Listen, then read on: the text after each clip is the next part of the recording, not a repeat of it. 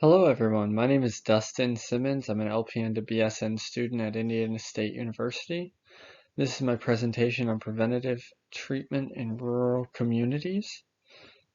Before we get started, if you can just hop on over and take the pre-test, that would be great. Thanks. These are the learning objectives that I would like every student to learn at the completion of this presentation. I'd like you guys to be able to identify the barriers that are faced by the residents that reside in rural communities. I would like you guys to also be able to identify the effects that these barriers have on both patients and patient care, and identify the strengths and weaknesses that are shown by the proposed solution of mobile clinics. Before we get started, we're going to identify what a rural community is. Generally, it's a community that would be considered to be country. Um, Generally, they will lack modern amenities, and generally, they require greater amounts of time to travel to get to anything modern, such as like supermarkets or medical treatment, anything of that nature. And it's because of this greater time in travel and just an overall lack of modern amenities that is where we usually run into problems with patient care. Because they are so far away, it's difficult for these individuals to get the care that they need. So some of the systemic barriers that these people face are, in general, the cost of medical treatment. As we all know, in the modern world, medical treatment is extremely expensive, whether you have insurance or not. Um, And unfortunately, most of these folks that are out in rural communities might not have a lot of money at their disposal, especially for major medical treatments. As we spoke about last slide, the distance from treatment facilities can be a major factor. Sometimes traveling upwards of an hour and a half to get to a hospital, especially in a crisis situation, is a huge detriment. Um, the lack of availability of any treatment facilities is also a huge thing. There might not be a treatment facility around, and the only one that may be around may be, as we spoke about earlier, an hour and a half away. Um, and also, there are concerns of privacy. If there is a medical treatment center in the area, generally these folks in these communities all know one another, and so they're very concerned about their privacy actually being protected when they do seek treatment. And these are all barriers that, unfortunately, not many of us can change. These are all mainly things that are sort of ingrown into the system that's in place. Here we are going to be talking about some physician level barriers. These are barriers that as nurses and medical staff working, we can actually control to some extent, or at least help out with. Sometimes patients just don't want to come in because their provider doesn't have a very good rapport with that patient. And with a lack of available treatment centers, there's fewer doctors around, which leaves them with very little to no choice of providers. As we hit on uh, the last slide, there's a lack of trust with care providers. Again, they're generally in smaller communities, and these are people that, have known each other their whole lives. So there might be a lack of trust that has been ingrained since a very early age with providers.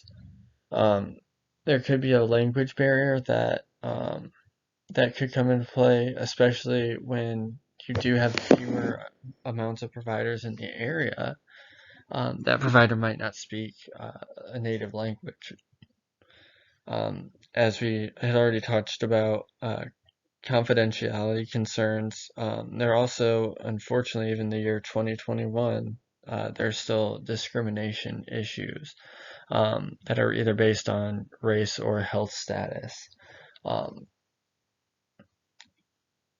these people don't get treatment for fear of the discriminatory treatment based on one of those two things, which is really a shame, especially considering it is 2021. And finally, we're going to talk about individual barriers. These are barriers that are patient-specific.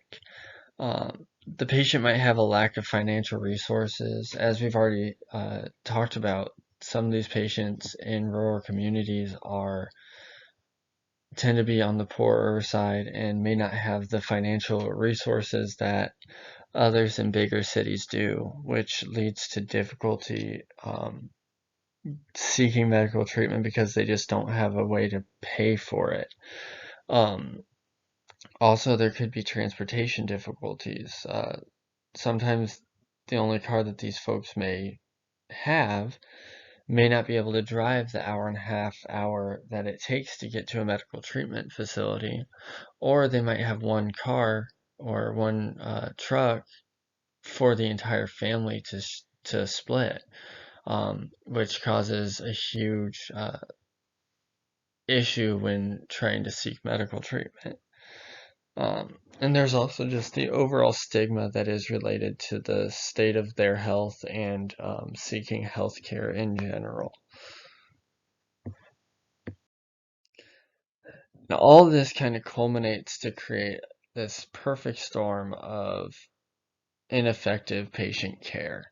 It leads to a lack of treatment and difficulty seeking that treatment, along with difficulties complying with the treatment plans. Which, if the patient is having difficulty complying with the patient treatment plan, sometimes providers are less likely to help them out in the future. Essentially, all this kind of creates just poor preventative health, poor treatment for these folks that reside in these rural communities. One proposed solution is mobile clinics. These clinics would serve many positives. They're very mobile. As long as there's a road, these clinics could be able to travel out to these folks in these rural areas. They're very adaptable, very versatile, meaning you can tailor that clinic to whatever your treatment goal is. They're very cost effective, and also they are filling gaps in healthcare that are currently created, especially within these rural communities. Unfortunately, this does have some drawbacks, primarily through funding. There's no set, established, um, steady funding for these clinics. As of yet, there's no federal funding established. They're primarily funded through philanthropy, through generous givings to the hospitals that run them, which is very unreliable. The other drawback is there's an extremely limited amount of supplies that you can bring in these clinics due to space. And unfortunately, that limits the amount of patients that you can see and also the type of patients that you can see, which means that you can only fill a certain treatment for whatever day you're out there, which means that some patients might not be able to get treatment for what they need at the time.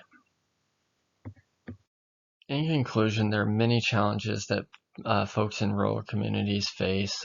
They face barriers from the systemic level, the physician level, and the patient level.